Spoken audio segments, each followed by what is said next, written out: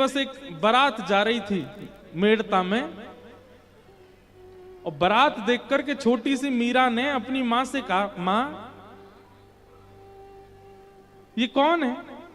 ये इतने सारे लोग नाच क्यों रहे हैं? और ये पीछे घोड़े पर बैठ करके ये कौन जा रहा है? तब मां ने बताया, बोली ये बारात है, और ये दूल्हा पे जो ये घोड़ी पर जो बैठा है ये दूल्हा है। ये एक कन्या से विवाह करने जा रहा है, और विवाह करके फिर हमेशा के लिए कन्या को अपने घर ले जाएगा। मीरा बोली, विवाह कन्या का होता है? मीरा की मां बोली, हाँ कन्या का होता है। मैं भी तो कन्या हूं, मेरा भी ब्याह होगा। बोला, हाँ तेरा भी ब्याह होगा। अब तो मीरा इतनी सोच में चली गई, मेरा दुल्हा कौन होगा? मेरे दुल्हा कौन है? मेरे लिए बारात लेकर के ऐसे दुल्हा बन करके सेहरा पहन करके घोड़ी पर बैठ के कौन आएगा? मां कहने लगी, अभी कोई उम्र है तेरी पूछने की? चल मीरा अपने काम कर। नहीं, अब तो बालक की भांति पीछे पड़ गई। बताओ ना, मेरे दुल्हा कौन है? मेरे दुल्हा कौन है? मेरे बींद कौन है? मेरी बारात लेके कौन आएगा? मुझे लेकर के कौन जाएगा? सेहरा पहन के कौन आएगा? उठते बैठते चलते फिरते सोते हर समय मीरा यही पूछती रहती, मेरे दुल्हा कौन है? मेरे दुल्हा कौन है? छोटी सी मीरा। जैसे कभी कभी माता पिता परेशान हो जाते हैं तो बच्चे से कंटक छुड़ाने के लिए कुछ कह देते हैं, ऐसे ही मीरा की मां ने बोल दिया। ये बैठे हैं मुरली हाथ में लेकर के, मोर पिछ लगा करके तेरे कक्ष में जो बैठे हैं गिरधर, यही है तेरे बींद, यही है तेरे प्रियतम, यही है तेरे दुल्हा, यही लेके आएंगे बारात। ये रास हुआ।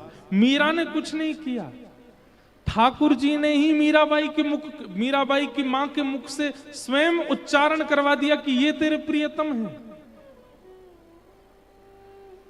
और मीराबाई एक बाल बुद्धि, एक छोटी बालिका, विश्वास कर लिया मां की बात पर। अब तो उसकी दृष्टि बदल गई। अब वो जब जब देखती हैं तब ठाकुर जी से कहती हैं, जब आप आओगे तो ऐसा वाला सेहरा पहन के आना, जब आप आओगे ऐसी घोड़ी पर बैठ के आना। मैंने सुना है आपके मित्र हैं महादेव, उनको भी ले आना बारात में। मैंने सुना है ब्रह्मा जी भी आपके मित्र, उनको भी लेके आना। सुनो, ऐसी बात करती है एकांत में। इंद्रादि देवताओं को भी संग लेकर के आना, हमारे पिताजी राजा हैं, बहुत अच्छी व्यवस्था करेंगे सबकी। अपने अपने चित्त से ठाकुर जी को प्रियतम मान लिया। ये रास हुआ मीरा के साथ।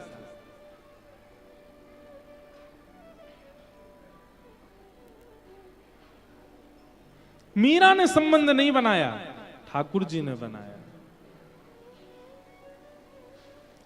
हम लोग रस में स्थित हैं, हमारी भजन की स्थिति रास में पहुंचे, उसके लिए कथा सुन रहे हैं।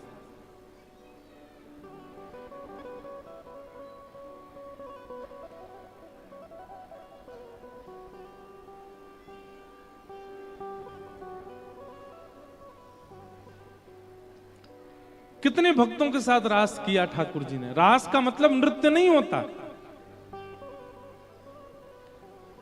हमारे दक्षिण में तिरुपति बालाजी है, नाम सुना है? तिरुपति बालाजी।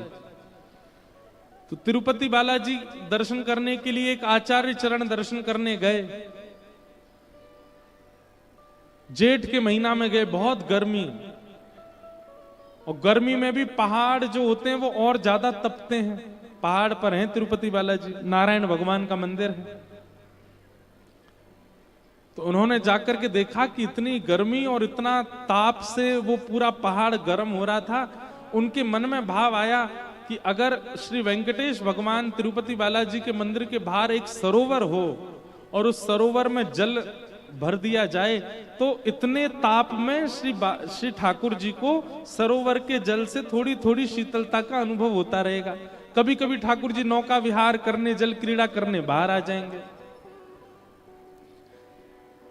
अब आचार्य चरण, उस समय इतने लोग तो थे नहीं, स्वयं गए और जाकर के फावड़ा उठा करके एक स्थान को खोदने लगे। उनके साथ में उनकी पत्नी थी, पत्नी सगर्भा थी, गर्भ में बालक। पत्नी को कहते देखो देवी तुम्हारे गर्भ में संतान है, पर हमको ये सेवा ठाकुर जी की करनी है। मिट्टी निकालते और एक परात में भरते, पत्नी के सिर पर रखते, बोले धीरे धीरे जाओ, दूर वहां फेंक करके आना। एक दिन आज हो गया, अब महीना 2 महीना साल जब तक हो, बालक का जन्म भी यहीं हो जाए, ये सेवा करके जानी है ठाकुर जी के लिए, सरोवर बना के जाना है। 1 दिन 2 दिन 3 दिन 4 दिन बीत गए। भीतर बैठे हुए ठाकुर जी को दया आने लगी, किन पर? उनकी पत्नी पर। वो सगर्भा है, गर्भ में बालक है, और ऐसे धीमे धीमे जाती हैं, जाके मिट्टी फेंकती हैं। सो ठाकुर जी एक छोटे से ग्वारिया का रूप धारण करके आ गए, और ग्वारिया का रूप धारण करके आए। जैसे ही वो माता जी मिट्टी डालने के लिए आई, ठाकुर जी उनसे बोले सुनिए, मैं दौड़ने में बहुत निपुण हूं, आपके पतिदेव अगर देख लेंगे कि मैं सेवा करा रहा हूं तो नाराज हो जाएंगे, आप उनको मत बताना, पर आप वहां से मिट्टी लेके थोड़ी आगे आना, वहां से मुझे दे देना, मैं तुरंत डाल के आ जाया करूंगा। बोली ठीक है। इतने सुंदर सुकोमल ठाकुर जी, ऊंची सी धोती, महाराज कमर में फेंटा बांध करके आ गए। अब वो महापुरुष मिट्टी खोदें, एक परात में डालें, पत्नी को दें, पत्नी नेक आगे जाए, सोई ठाकुर जी दौड़ के आमे लाइए, और सिर पर धर करके तुरंत दौड़ के जामे, डाल करके परात लाके उनको दे दें। अब यहां वो महापुरुष 2-3 परात मिट्टी भरते थे, लेकिन आज एक ही भरने लगे, इतने में तो पत्नी आ गई। उनका देवी तुम दौड़ के जाती हो क्या? नहीं नहीं, दौड़ के तो नहीं जाती। तो यहीं फेंक देती हो क्या? बोले नहीं नहीं। क्या बात है, सही बताओ, इतनी जल्दी मिट्टी कहां फेंक के आई हो? तब उन्होंने बताया, बोले कि महाराज एक छोटा सा बालक है, वो आता है दौड़ करके, मेरे हाथ से परात लेके भाग के फेंक के तुरंत आ जाता है। छोटा बालक, यहां कहां से वन में आया कोई बालक? बोले पता नहीं, 4-5 दिन से वही सेवा करवा रहा है। अच्छा, हमें दिखाना। आप जैसे ही गए और जाकर के परात लेकर के जाने, तुरंत आगे से दौड़ते हुए आते देखा, वो आचार्य चरण इतने ज्ञानी थे, इतने भक्त थे, देखते ही रूप माधुरी देखते ही पहचान गई, ये तो कोई और नहीं, साक्षात ठाकुर जी हैं। आपको पीड़ा ना हो इसलिए आपकी सहायता कर रहे हैं। इसे कहते हैं रास। ये रास है। हमने रस का अनुभव कर लिया, पर हमको रास का अनुभव करना है। ठाकुर जी हमारे साथ भी कोई लीला करें, कुछ अनुभव कराया करें, कुछ अनुभूतियां कराया करें। रास।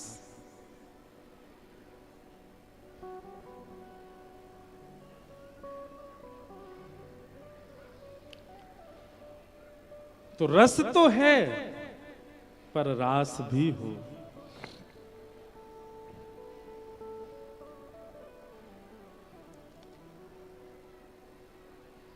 गोपियां सब रास के लिए उत्सुक हैं ठाकुर जी के साथ। रास का मतलब नृत्य नहीं है, रास का मतलब प्रायोरिटी देना। अभी हम मंच पे बैठे हैं, आप सब लोग सामने, कई बालक आते हैं, कई माताएं आती हैं, कोई कुछ लिखाने लाते हैं, कोई कुछ देने आते हैं, पर अब हम क्या करें, इकलौते हैं, इतने सारे लोगों के बीच से जाना तो है ही है। कल परसों एक माता जी ने उंगली मोड़ दी इतनी जोर से कि महाराज रात भर दर्द रहा। मोड़ी उन्होंने जानबूझ के नहीं मोड़ी, खींच रही थी लेकिन इतनी खिंच गई। एक बहन जी ने कल धोती खींच ली, बस खुलते खुलते बची। हमें तो कभी कभी अपनी लाज भी बचानी होती है, तो इसलिए आप लोगों का प्रणाम करना, आपका आना, आप लोग इतने प्रेम से देखते हैं, हमको अच्छा तो लगता है, पर हमको यूं लगती है कैसे निकले। तो ये अभी रस है, अभी हम रास वाली स्थिति में आ नहीं पा रहे। रास का मतलब क्या है? हम एक एक व्यक्ति से मिल लें, उसके हृदय के भाव सुन लें, उसके बातें सुन लें, उससे वो स्थिति बने, उसको रास कहते हैं। एक एक व्यक्ति को जब प्रायोरिटी दी जाती है उसको रास कहा जाता है। हम ठाकुर जी से रास की इच्छा कर रहे हैं, रस तो ठाकुर जी दे रहे हो, अब रास दो, और वही रास की कथा है। भगवान ने अनेक वर्षों की तपस्या के बाद दंडकारण्य वन के जो संत हैं वे ही गोपी बन करके आए और उनकी तपस्या के फल के रूप में आज ठाकुर जी उनके साथ रास विहार करने वाले। ये ब्रज की गोपियां कोई सामान्य स्त्रियां नहीं है, ये दंडकारण्य वन के संत हैं। कब से तपस्या कर रहे हैं ठाकुर जी को प्राप्त करने के लिए, आज जाकर के इनका तप पूर्ण हो रहा है।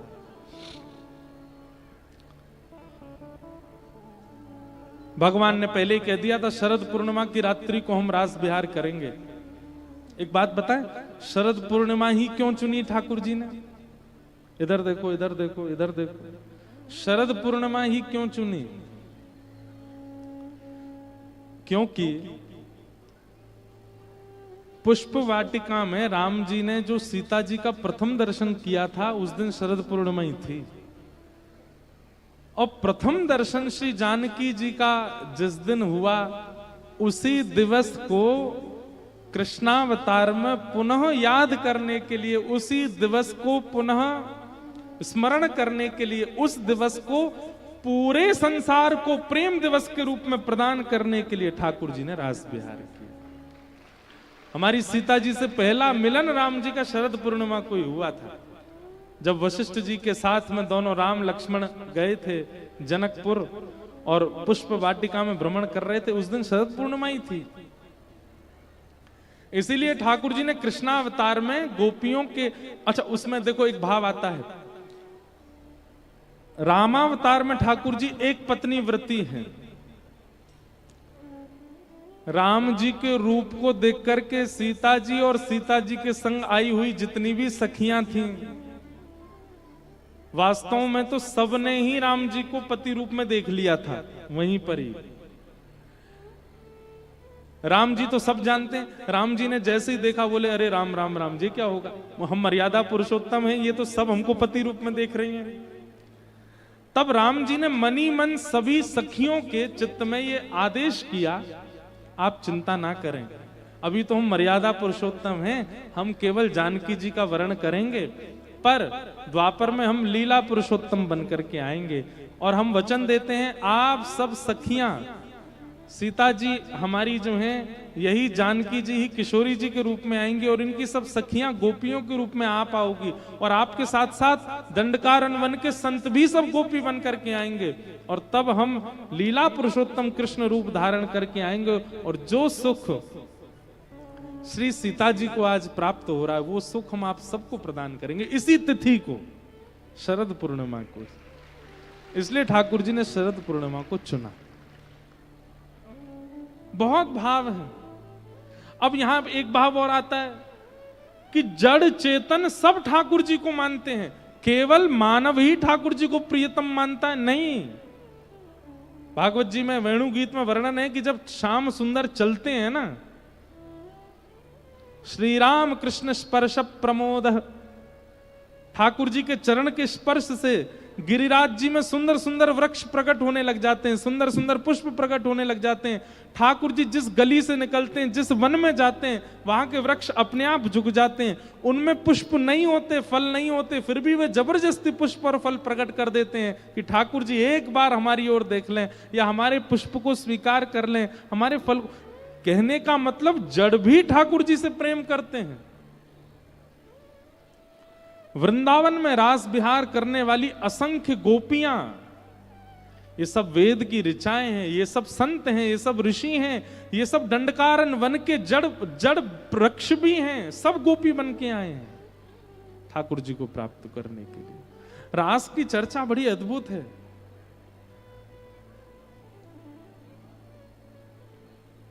भगवान ने सब गोपियों को आश्वासन दिया कि हम शरद पूर्णिमा को रास करेंगे, और आज जैसे ही पूर्णिमा का चंद्रमा प्रकट हुआ आकाश में, और आज पूर्णिमा ही है, पूर्णिमा है ना, आज पूर्णिमा है, ले अपने आप ही आ गई पूर्णिमा। पर आप सब गोपियों की नहीं, जे नहीं पता, पूर्णिमा तो है आज। जैसे ही चंद्रमा प्रकट हुए सब गोपियां व्याकुल हो गईं। अरे ये तो वही तिथि है जिस तिथि में कन्हैया ने मिलने का आश्वासन दिया था। सब गोपियां अपने अपने कार्य कर रही हैं, पर मन सबका चंद्रमा की ओर है और सब प्रतीक्षा कर रही हैं कि एक बार और श्याम सुंदर कैसे भी करके हमें अपने पास बुला लें। इतने में ही ठाकुर जी वन में गए और कदम्ब वृक्ष के नीचे बैठ करके जैसे ही वेणु का नाद किया। देखो एक बात सुनिएगा, वंशी, मुरली और वेणु, इनमें वंशी कौन है, मुरली कौन है और वेणु कौन है? ध्यान से सुनिएगा बहुत। वाद्य एक ही है, लेकिन वाद्य का प्रयोग जिसको बुलाने के लिए किया जाता है उसका रूप बदल जाता है। वंशी हो जाता है, वेणु हो जाता है या मुरली हो जाता है। जैसे ठाकुर जी को अगर किसी को अपना बनाना होता है, जैसे कोई ठाकुर जी को जानता नहीं है, ठाकुर जी को देखा नहीं है, लेकिन ठाकुर जी चाहते हैं कि ये कैसे करके मेरो है जाए, उसके लिए ठाकुर जी मुरली बजाते हैं। जैसे किसके लिए बजाई? रसखान।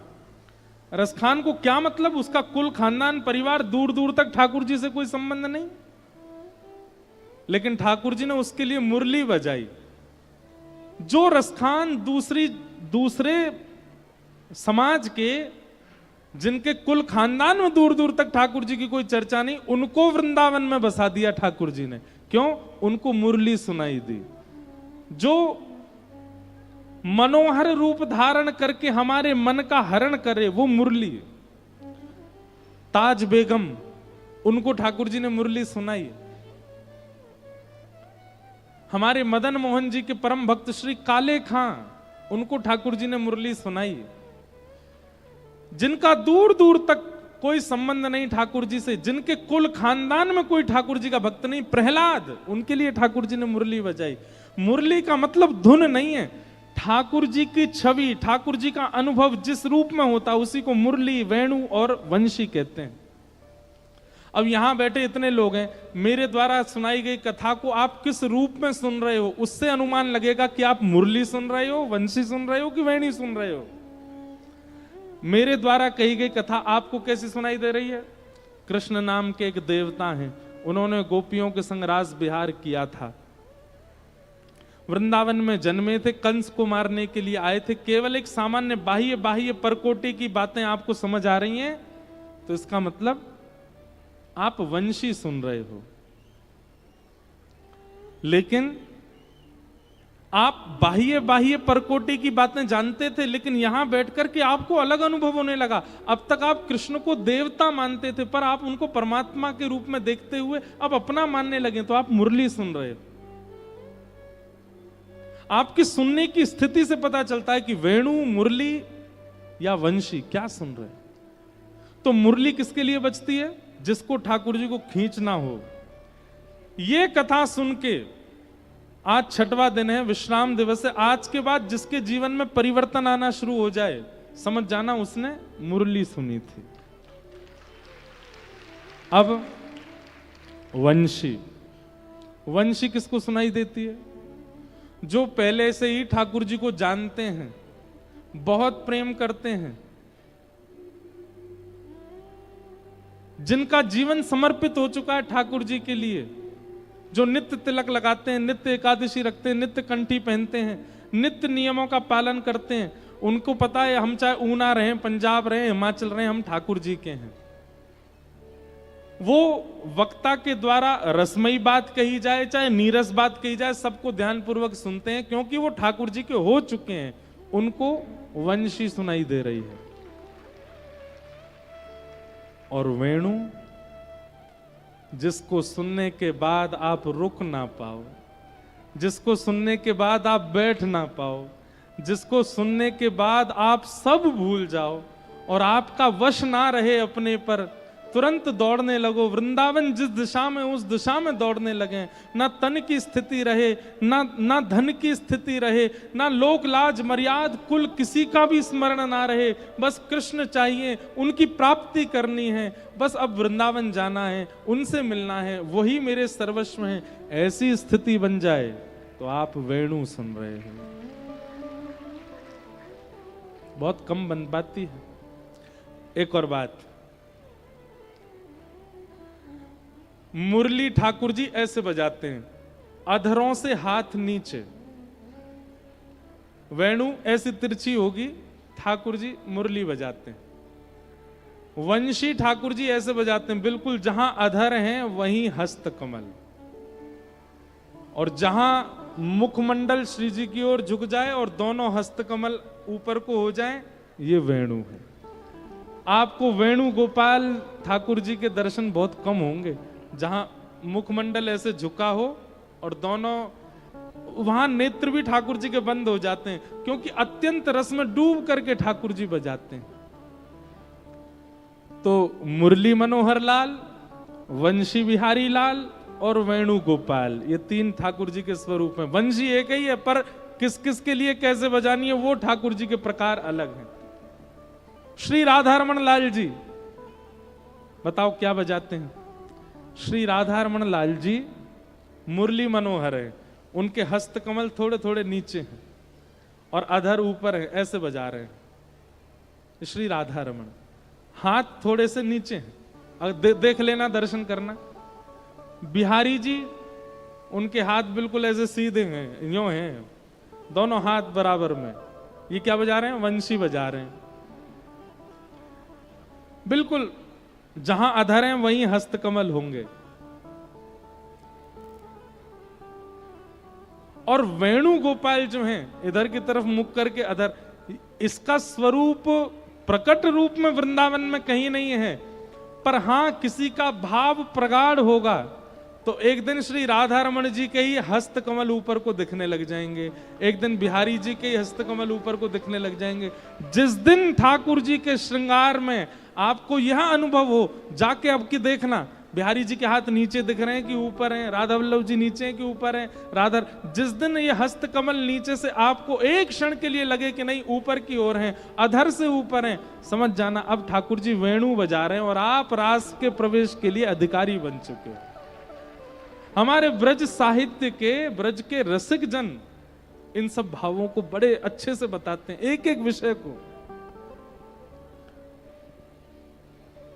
एक क्षण के लिए ठाकुर जी के अधर से ऊपर यदि हस्त कमल का दर्शन हो जाए तो समझ जाना अब वेणु बज रही है और आप रास के अधिकारी हो चुके हो।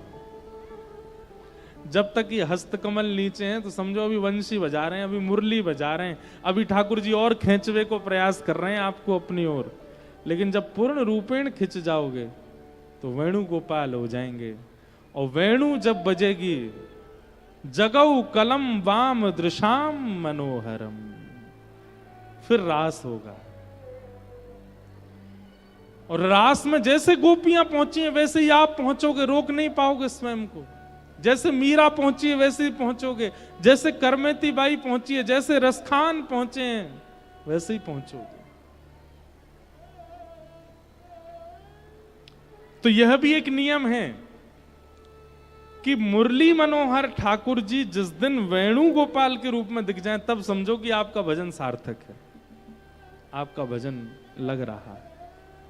लेकिन अगर वेणु गोपाल दिख जाएं तो ढिंडोरा मत पीटना। आजकल भक्तों में एक बहुत बड़ी कमी है, तुरंत गा देते हैं सब जगह।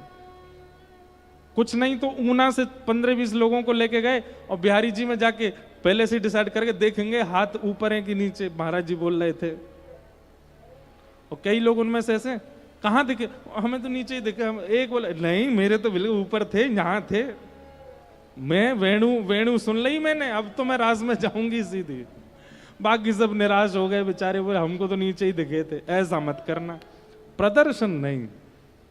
अगर अनुभव हो जाए तुरंत चुप हो जाना, गोपनीय रख लेना अपने चित्त में, अब बोलना ही नहीं है किसी को। मुझे वेणु गोपाल के दर्शन हो चुके हैं।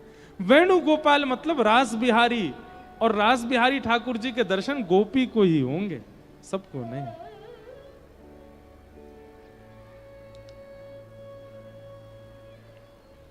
गोपियां सब दौड़ी, वेणु सुनते ही रोक नहीं पाई स्वयं को, दौड़ने लगी। जैसे ही पहुंची भगवान ने सबका स्वागत किया, पतिव्रता नारी के धर्म समझाने लगे, सबको वापस भेजने के लिए भगवान कई कई उपाय बताने लगे कि ये सब सुन सुना के थोड़ी डर जाएं, वापस चली जाएं। पर गोपियां डरने वालों में से नहीं थी। ठाकुर जी डरा रहे थे, वो तुम्हारा पतिव्रता धर्म टूट गया, अरे राम राम राम राम, अपने सास ससुर पति सबको छोड़ के आ गए। एक छोटे से बालक को मिलने के लिए आई हो, कितना जघन्य पाप कर रही हो। ठाकुर जी ने खूब भयभीत कराया, पर गोपियां नहीं डरी। 10 श्लोक भगवान ने कहे, तब गोपियां प्रणय गीत गाती हैं। मैवं भिवोर्हति भवान गदितुं नृशंसम् संत्यज्य सर्व विषयांस्तव पादमूलम् भक्ता भजस्व दुर्वग्रहमात्यजास्मान् देवो यथादि पुरुषो भजते मुमुक्षु।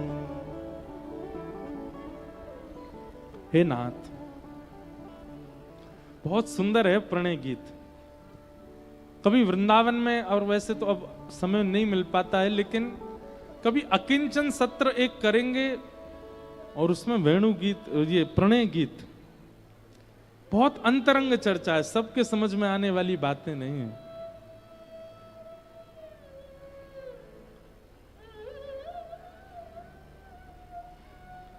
कियत पत्य पत्य सुहृदामनुवृत्तिरंग स्त्रीणां स्वधर्म इति धर्म विदात्वयोक्तम् अस्त्वेव मे तदुपदेश पदे त्वयीशो प्रेष्ठो भवांस्तनुभृतां किलि बंधुरात्मा। गोपियां कहती हैं, बोले नाथ आपने बहुत सुंदर प्रवचन किया स्त्री धर्म का, पर आपके द्वारा स्त्री धर्म का प्रवचन सुनकर के हमको ऐसा लगा कि कहीं आपको ऐसा लगता है कि हम स्त्री धर्म जानती नहीं है। बताई तो उसको जाती है बात जो ना जानता हो। कहीं आप ऐसा तो नहीं सोच रहे कि कहीं हम पतिव्रता नारी नहीं है, हम अपने पतियों को छोड़ के पर पुरुष के पास चली आई हैं, तो कहीं आप हमको व्यभिचारिणी तो नहीं समझ रहे हो? ठाकुर जी से कह रही हैं गोपियां, नाथ हमारी बात सुनिएगा, हमारा प्रेम कैसा है ये अभी आप जाने ही नहीं हो, ये अभी आप समझे ही नहीं हो। हमारा प्रेम ऐसा है, हम आपसे मिलना नहीं चाहती, हम आपको देखना नहीं चाहती, आपका स्पर्श नहीं चाहती, आपसे बातें नहीं चाहती, आपसे कुछ भी नहीं चाहती हैं। हमारी प्रेम में कोई चाह नहीं है। संसार के प्रेम में मिलन की चाह होती है, सुनने की चाह होती है, देखने की चाह होती है, बहुत कुछ की चाह होती है। हमारा बिल्कुल प्रेम ऐसा नहीं है। हमारी केवल एक चाह है, क्या? एक बार आप केवल अपने मुख से कह दो कि हमको आपने स्वीकार कर लिया, उसके बाद जीवन भर हमारी तरफ देखना भी मत, हम ऐसे ही जी लेंगे। ऐसा हमारा प्रेम है। हम बस चाहती हैं सुनना कि आपने हमको स्वीकार कर लिया है, आप हमें अपना चुके हो, आप हमारे प्रेम को स्वीकार कर चुके हो, बस ये कह दीजिए, और ये कहने के बाद आप जीवन भर के लिए हमें अकेला छोड़ दीजिए। श्री चैतन्य महाप्रभु का एक ग्रंथ का एक बहुत सुंदर श्लोक है, मुझे याद नहीं है, उसमें गोपियां कहती हैं, फिर चाहे हमें कभी मत देखना, चाहे हमारी दी हुई वस्तुओं को भी आप स्वीकार मत करना, चाहे कभी हमारी प्रशंसा मत करना, हमें सब स्वीकार है, क्योंकि हमारा प्रेम इन सब भावों में व्यवस्थित है ही नहीं। हमारा तो प्रेम केवल इतना है, ये सुनने आई है आपसे कि आपने हमको स्वीकार कर लिया, बता दीजिए, हम चली जाएंगी लौट करके, फिर कभी नहीं आएंगे। उसी भाव में हम, ये सुनने में जितना आसान लग रहा है ना, उतना ही कठिन है। हमारे अंदर प्रेम प्रकट ही इसी भाव से होता है कि प्राप्त करना है, लेकिन गोपियों के चित्त का प्रेम इस भाव से प्रकट है कि भले ही प्राप्त ना हो, बस एक बार स्वीकार। और कहां तक है, अंत में तो गोपियां ये भी कहती हैं, स्वीकार भी मत करो, छोड़ के चले जाओ, पर हमारा प्रेम तो सदा ऐसे ही रहेगा आपके प्रति। एक विलग चर्चा है, ये ऐसा प्रेम संसार में नहीं देख सकते आप कभी भी। गोपियों के उस प्रेम भाव को सुनकर के ठाकुर जी अत्यंत प्रसन्न हो गए और भगवान बोले, अरे अरे अरे, हम तो आपकी परीक्षा ले रहे थे, चलो अब रास विहार करते हैं। भगवान ने रास विहार करना प्रारंभ किया। एक एक गोपी के पास अकेले श्याम सुंदर भ्रमण कर रहे हैं, पर गोपियों के चित्त में मान आ गया। आप लोग हमसे पूछेंगे, महाराज जी कहां इतना निस्वार्थ प्रेम प्रकट करने वाली गोपियां और अचानक से कथा बदल जाती है कि गोपियों के चित्त में मान आ गया। हमें तो लगा था कि ये गोपियां मान रहित होंगी, इनके चित्त में कोई दोष नहीं होगा, तभी ठाकुर जी इनको स्वीकार कर रहे हैं। ठाकुर जी ने स्वीकार कर लिया, उसके बाद मान आ गया। ये किस बात का प्रमाण है? गोपियों के चित्त में मान शिक्षात्मक रूप से आया। ध्यान से सुनिएगा सब लोग। कई बार छोटा बच्चा होता है ना, उसको मां बोलती है उधर नहीं जाओ, उधर नहीं जाओ, वो बालक नहीं मानता, तो मां क्या करती है, उस बालक को दिखाते हुए खुद जाती है और खुद जाकर के वहां किसी वस्तु को छू के फिर ऐसे करती है, हो लग गई लग गई लग गई लग गई, तो फिर बालक डर जाता है, बोलो यहां मुझे नहीं जाना, मां को यहां पीड़ा हुई है। ठीक वैसे इसको कहते हैं शिक्षात्मक लीला। गोपियों के चित्त में मान आया नहीं है, ये शिक्षा के लिए गोपियां कर रही हैं, हम लोगों को समझाने के लिए। क्या कि भाई ठाकुर जी अगर आ गए और आप बिना गुरु कृपा, बिना गुरु आज्ञा माने अगर ठाकुर जी को प्राप्त कर लोगे तो आपके चित्त में मान आ जाएगा कि मैंने ठाकुर जी को प्राप्त कर लिया। इसलिए गुरु आज्ञा, गुरु शिक्षा, गुरु निर्देशों का पालन करते ही जाइएगा ठाकुर जी के पास। गोपियां बोली हम बिना गुरु आज्ञा, बिना गुरु निर्देश, बिना गुरु इच्छा के हम चली आई हैं, इसलिए हमें मान आया। ये गोपियों को नहीं आया है, हमको शिक्षा देने के लिए आया है। आप मत जाना। अब यहां गुरु दीक्षा लेने की भी बात कह दूं तो कोई अतिशयोक्ति नहीं, पर गुरु दीक्षा से ज्यादा गुरु दिशा, गुरु आज्ञा मान के, गुरु दिशा लेकर, गुरु की कृपा मान करके तब ठाकुर जी के सानिध्य में जाओगे तो मान नहीं आएगा। नहीं तो आजकल सोशल मीडिया पे लोग अपने घर के ठाकुर जी के मुंह में चम्मच लगा देते हैं दूध की और वीडियो बना, देखो हमारे ठाकुर जी गोपाल जी दूध पी गए, दूध पी गए। मान आ जाता है। हमारे ठाकुर जी तो ऐसे दूध पी लेते हैं। ये मान क्यों आता है भक्ति में? बिना गुरु निर्देशन, बिना गुरु शिक्षा के अगर जाओगे तो मान आएगा। ये गोपियां शिक्षा दे रही हैं हमको। ठाकुर जी जैसे अंतर ध्यान हुए, मान आ गया गोपियों को, ठाकुर जी अंतर ध्यान हो गए, तब गोपियों ने कहा अब गुरु शरण जाओ। और गुरु कौन है? श्री किशोरी जी। तब किशोरी जी की शरण में सब गोपियां गईं। हा नाथ रमण प्रेष्ठ क्वासी क्वासी महाभुज दास्यास्ते कृपणायामे सखे दशय सन्निधि। हे सुन राधिका दुलारी, तेरे द्वारका भिखारी हूं मैं, शाम का पुजारी एक पीड़ा है हमारी, हमें श्याम ना मिला, हमें श्याम ना मिला,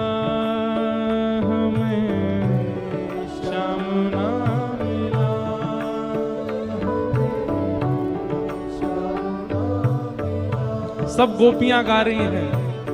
हम भी किशोरी जी का स्मरण करते हुए उनके चरणों में निवेदन करें।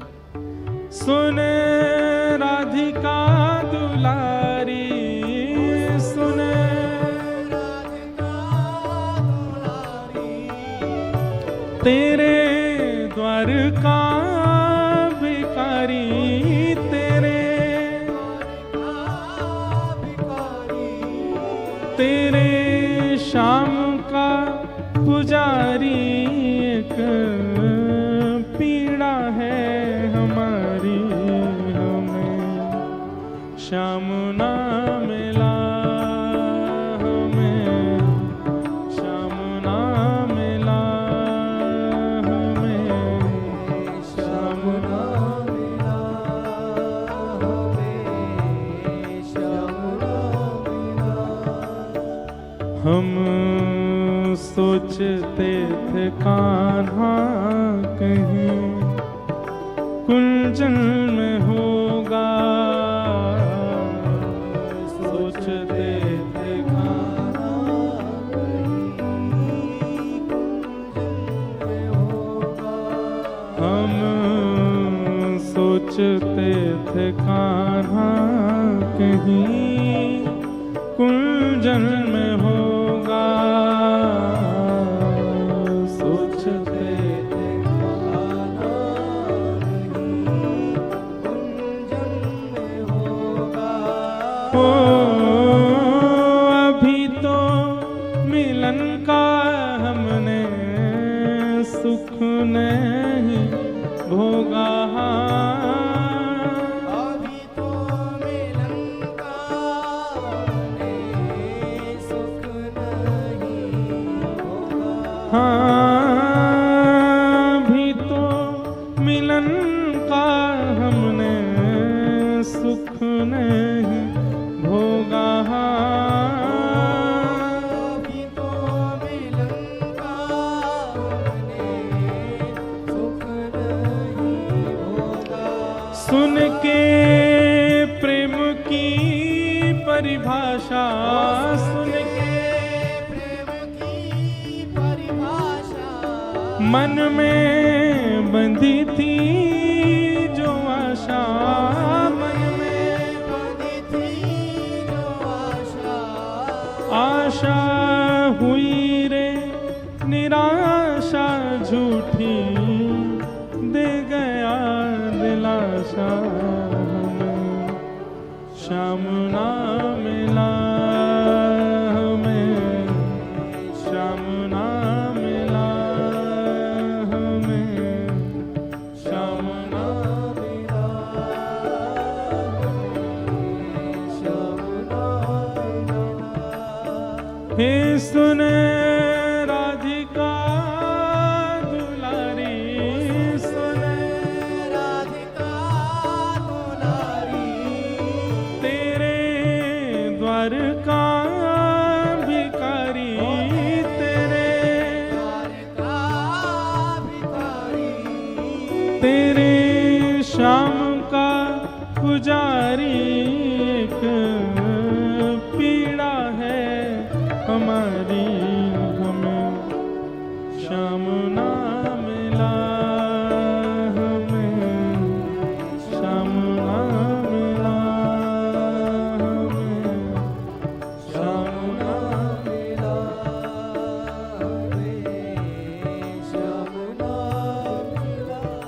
ओ हमें श्याम ना मिला हमें, श्याम ना मिला हमें, श्याम ना मिला हमें, श्याम ना मिला। गोपियां कृष्ण विरह में गाने लगी, गोपी गीत गा रही हैं। तब कथामृतम तप्त जीवनम, कभी विरीडितम कल्मषापहम,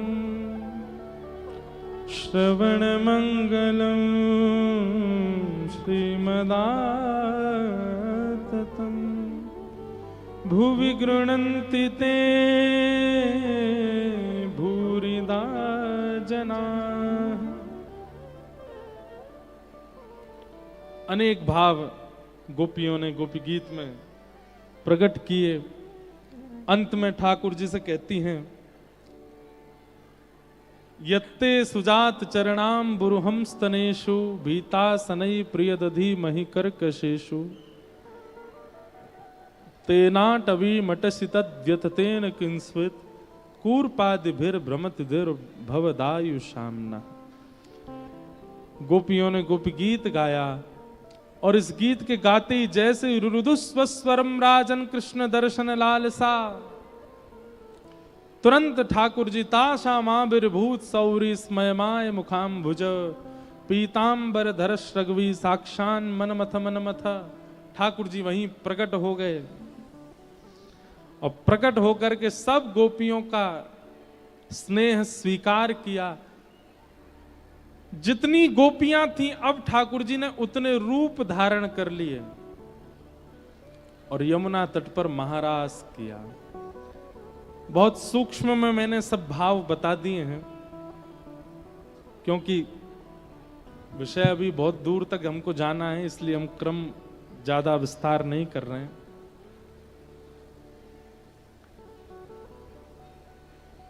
रस से रास तक की पूरी भूमिका रास पंच अध्याय,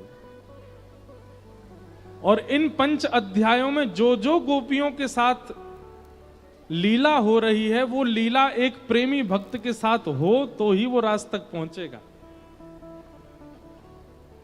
अब इनमें क्या पूरा रास देखोगे ना आप, संयोग वियोग संयोग वियोग संयोग वियोग। सबसे पहले कहां से प्रारंभ हुआ? वियोग। आज शरद पूर्णिमा है, ठाकुर जी मिलेंगे, तभी वेणु का रव सुनाई दिया, संयोग। वेणु का रव होते ही और संयोग हो गया, ठाकुर जी के समीप पहुंच गए। लेकिन तुरंत ठाकुर जी क्या करने लगे? पतिव्रता नारी का धर्म समझा करके वापस लौटाने लगे, वियोग। फिर गोपियों ने प्रणय गीत गाया, वह अति वियोग। फिर उसके बाद क्या हुआ? ठाकुर जी मिल गए, रास करने लगे, संयोग। पर संयोग के बाद फिर मान आया, फिर वियोग, और फिर वियोग के बाद गोपी गीत गाया, अति वियोग, और अति वियोग के बाद आया फिर संयोग। तो संयोग वियोग संयोग वियोग संयोग वियोग ये चलता रहेगा, तभी आप समझो कि आप प्रेमी भक्त हो। आप केवल भक्त हो तो आपके जीवन में केवल संयोग रहेगा, वियोग नहीं आएगा। लेकिन आप अगर प्रेमी भक्त हो तो वियोग तो आएगा, और बार बार आएगा। जैसे प्यासे को एक एक बूंद पानी पिलाया जा रहा हो, ऐसा है प्रेम भक्ति का मार्ग, एक एक बूंद। पर वह एक बूंद भी ब्रह्मा के सुख को फीका कर देती है, इतना सुख है। इसलिए प्रेम भाव में प्रवेश या तो मिलेगा नहीं, मिल गया तो निकल नहीं पाओगे। अब ठाकुर जी ने अति संयोग दिया, जितनी गोपियां उतने कृष्ण बन गए। और पहले तो रास हुआ था, एक कृष्ण असंख्य गोपियां रास, लेकिन जितनी गोपी उतने कृष्ण, ये है महारास। अब ठाकुर जी महारास करने लगे। चंद्र किरण सा श्याम सलोना, दो आंखें कजरारी। चंद्र किरण सा श्याम सलोना, दो आंखें कजरारी। ठुमक ठुमक नाचे गोपियन के संग, जग का पालन हारी। ठुमक ठुमक नाचे गोपियन के संग, जग का देखो, पालन हारी। जैसे ही आप मान रहित होते हो, ठाकुर जी कैसे हो जाते हैं? जैसे ही भक्त मान रहित होता है, ठाकुर जी ऐसे हो जाते हैं। कैसे? ठुमक ठुमक नाचे गोपियन के संग, जग का पालन हारी। ठुमक ठुमक नाचे गोपियन के संग, जग का पालन हारी। रास बिहारी संग राधा सुकुमारी। रास बिहारी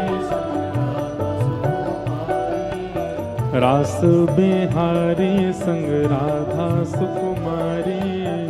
रास बिहारी संग राधा सुकुमारी। हाँ ब्रज में विराज रे, श्याम संग राधा नाच। नाचे रे, श्याम संग राधा नाचे, ओ श्याम संग राधा नाचे रे।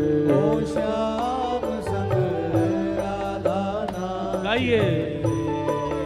ओ राधा नचे कृष्ण नचे, नचे गोपी जन, राधा नचे कृष्ण नचे, नाचे गोपी जन, हे राधा नचे कृष्ण नचे, नचे गोपी जन, राधा नचे। कृष्ण नाचे, नाचे गोपी जन, क्योंकि मन मेरा बन गया सखी रे पावन वृंदावन, क्योंकि मन मेरा बन गया सखी रे पावन वृंदावन।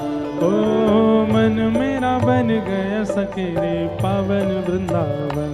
ओ मन मेरा बन गया सखी रे बोलो रास रासेश्वर भगवान